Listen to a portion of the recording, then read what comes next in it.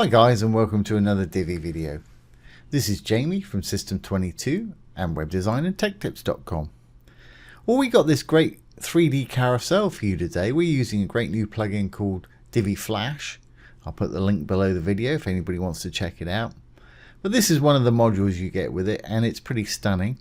Really easy to do. So let's get started. I'm going to enable my visual builder.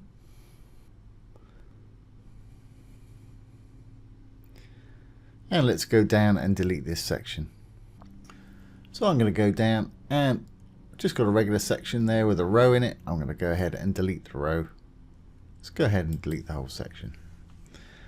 Okay, let's add a new section. We'll want to flip this up the top in a minute. I'll make it a regular section. I'm going to put a single column in there, single row. And Divi comes with all the modules here with the little blue icons, plenty enough to build just about any site. When you add the DiviFlash, it gives you these ones with the purple icons here, and there's some fantastic modules. Take a look at our playlist for DiviFlash if you want to see some more videos about it. And the one that I want to use today is the Image Carousel. So here we are. And let's add an item so we can see what we're doing.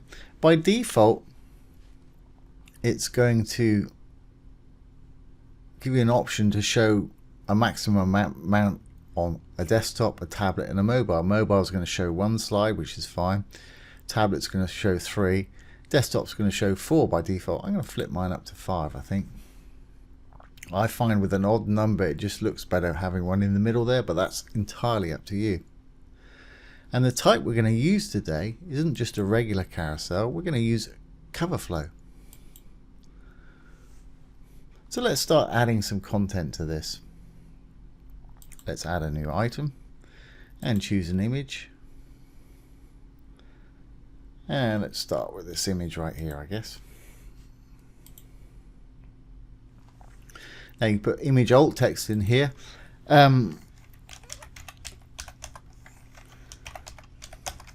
Alt text really should be a description of your image, but an awful lot of people use it for SEO purposes and put keywords and geolocation stuff in there. It's entirely up to you, but the real proper use of it is to describe the image for sight impaired people that have screen readers, but use it how you will. Now in here you can put an image caption. Let's go over to Lorem Ipsum and get a bit of dummy text. We'll pretend this is our caption. I'll paste that in there. And as you can see it down the bottom, it's kind of squished up down here. And it's put that image in and that text. And we'll make it a little bit bigger in a minute. You can put a button in below this. Now let's make this bigger and put it at the top so you can see what's going on a little bit better. I'm just going to save my changes here. I'm going to make this row full width. Give this a bit more working space. So I've gone into the row. I'm going to go to design, sizing. I'm going to drag the width up to 100%. I'm going to copy that, Control C, and paste it in the max width just below, or you can just type it in if you prefer. Okay, let's go back into our carousel, and as you can see, that's given it a bit more space and let it grow a little bit there. So we've got our text in there. We can add a call to action button. Let's pop this section up the top.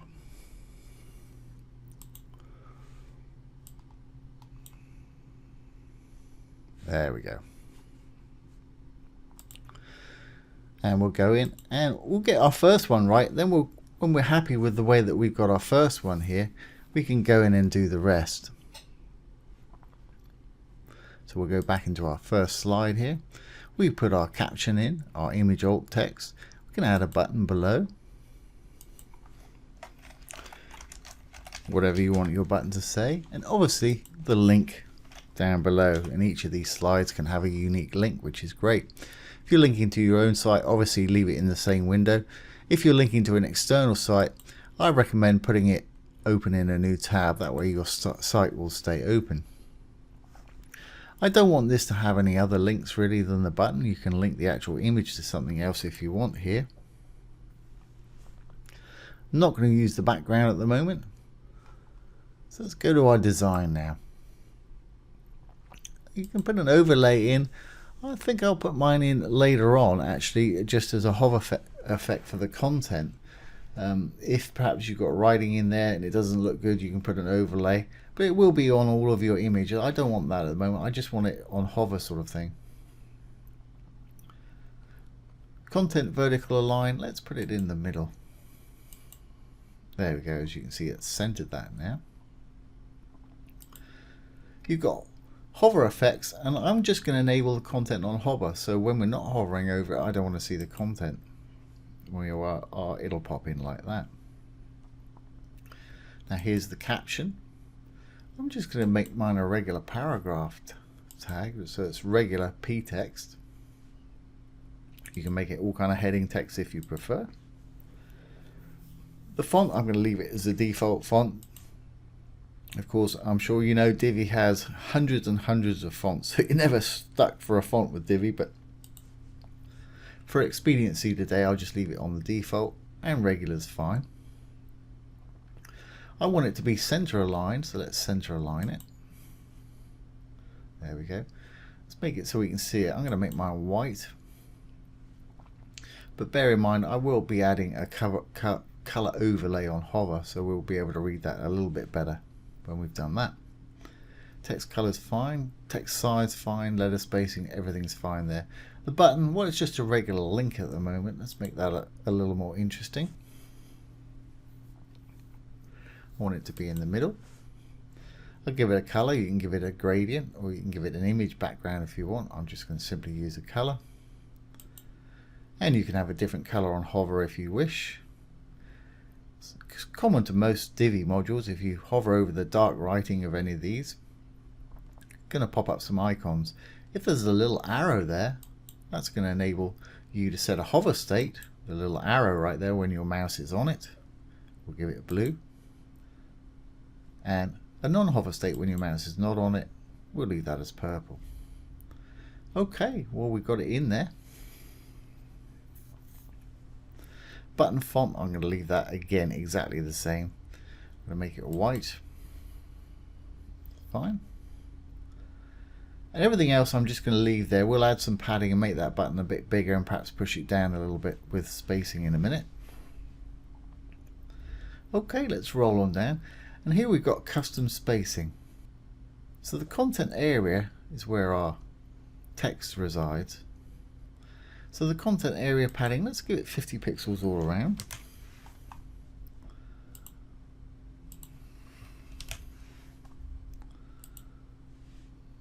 There we go. Let's kind of put it in the middle for us here, which is what I want. And if we go back up a little bit and go on the content, we've got button margins and padding here. So I'm going to push that button down by perhaps 30 pixels. By giving it a margin on the top of 30, just put in the 30, it'll put pixels in for you. Let's pull it down a little bit, maybe too much, let's give it 20. I want to make that button a bit bigger, so I'm going to give it 10 pixels top and bottom. Just again put the 10 in, it'll put the pix in, hit the chain, it'll do the opposite side. Let's give it 15 left and right. That should make it a little fatter. There we go, a little more chunky. I like that button, great. Okay, so it's starting to shape up now. Spacing wise, well, we don't need to adjust anything just yet on this. And remember, we're just in our first image here. So let's just save this. Now we've got that one. I'm going to duplicate it several times, well, probably 6 times, with the little squares right here.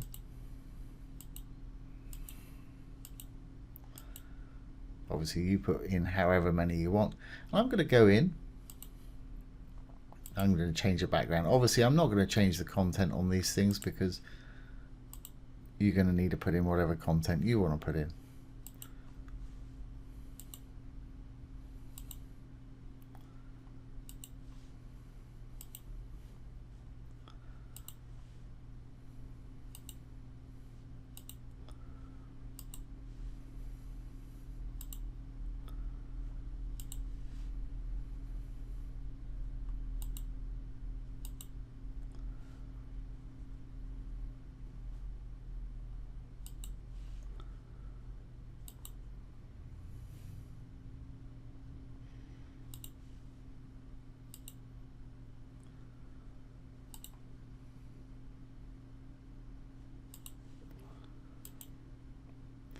Okay, so we've got our images in there, and all of them, like I say, I haven't changed the content in there. So let's save this, and we'll go into our carousel settings now. I'll move this down a little bit so we can see what's going on. Let's go into our carousel settings. We're in the main carousel module. We're out of our images now, and we're using cover flow, spacing. Pull this down to sort of tighten things up if you want to. I'm going to take mine all the way down so they're almost overlapping right there. Speed of the transition there is 500 mils. That's fine. I'll leave that as is. I'm going to go ahead and put centered slide in. It doesn't matter too much because I've got 5 of them. I want it to loop, go round and round. I want it to autoplay. I'm not going to put arrow navigation on. You can decide under your autoplay here the speed. 2000 milliseconds is 2 seconds. I'm going to leave that as fine. I do want it to pause on hover, so if they put the arrow over it, give them a chance to read it before it spins round. Like I say, arrow navigation I'm not going to use. I will put some dots in there. Let me move this out of the way so you can see. There's the dot navigation there. Okay, let's go down to our advanced carousel settings, and you can add shadows which give it a sort of 3D effect if you want to. And of course you can rotate your slides any way you want to make it fit the way that you want it to fit. So I'll put that back down where it was. I think it was on 30. You can add more space between the slides if you want to here. And you can offset the Z-axis right here if you need to. I'm going to leave mine just as it is, but I'm going to pull up this effects multiplier, and it'll multiply my number of slides and make it look like I've got more on there, and it gives it quite a nice effect. So if you start pulling up, it's going to start doing different things for you. There's where I want it about there, something like that. Okay. Now the content area background, when we hover over, this is where I want the content area background, because I want a bit of a background in there so we can read our text a little bit better.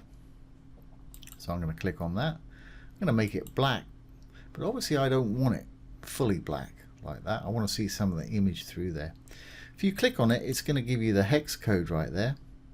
Right at the end of your hex code, you can give it a number or 2-digit number from 00 up to 99, I guess, which will set the opacity for it. And I'm going to put mine to about, say, 75, which will be 75% opacity when I hover over. There, we've got a dark background there, but you can still see the image and you can read the text and everything a lot better that way. Okay, so we're getting there. Don't want a background or anything like that. Let's go to our design. Overlay we've got sorted. Let's go into image. And let's align all of our images to the center. Don't need an equal height on mine because all my images are the same height. If you've got different height images, I should enable that. Don't need to force full width because I think mine are taking up the available space anyway. On hover, we can set an image scale so that when we hover on it, that little image grows a little bit there. Let's do that and just bring it up to somewhere like this, which is fine.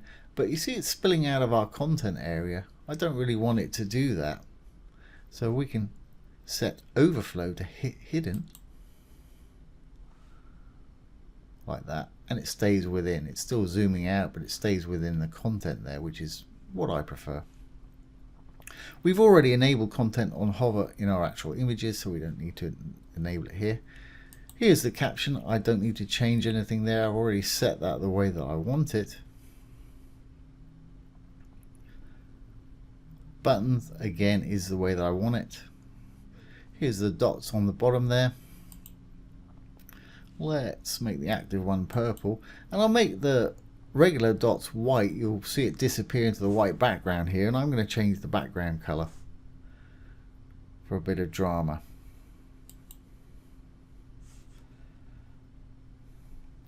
Go into custom spacing, and in our wrapper section I want to push that button down a little bit. So I'm going to give the item wrapper margin a bit more on the bottom, and that's pushed those dots down 50 pixels there, which is what I want. So I think we're good to go here pretty much. You can add a box shadow if you want to on your little images there, but I don't think that's going to work for me, so I'm going to leave that one to off. Don't need anything in advance of regular effects, position, transition, scroll, etc. So let's save this, and we'll go into our section. I'm just going to finish off by giving this section a dark background. So I'm going into my section, the blue tab right here. Going to go down to background. I'll give it a gradient. Top color, I'm going to make a very dark grey, something like that. And the bottom I'm going to make totally black, something like that. That makes it stand out. A lot of contrast going on there. Let's save changes, save the page changes, publish if you're ready, and let's exit the Visual Builder and see what we've got.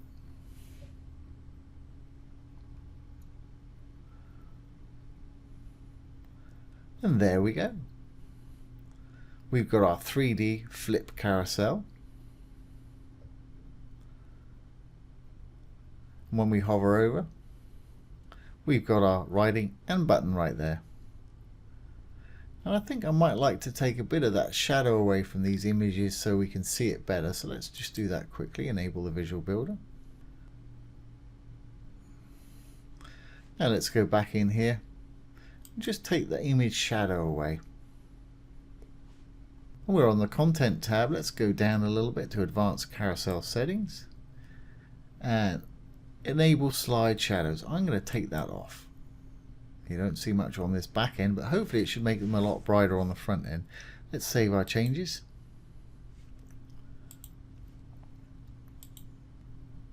And exit the Visual Builder.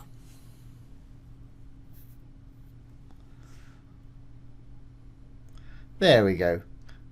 Our images are a lot brighter without that shadow. That shadow works great on other cover flow effects, perhaps if we had a light background, but in this particular case I prefer it without, but that's entirely up to you. So there we have it. There's our little 3D carousel, image carousel. That is a wonderful little effect to have on your site. So I hope you've enjoyed this today and found it useful. If you have, please give it a thumbs up, ring the bell, comment, share, and subscribe to our YouTube channel. Once again, this has been Jamie from System22 and webdesignandtechtips.com. Thanks for watching. Have a great day.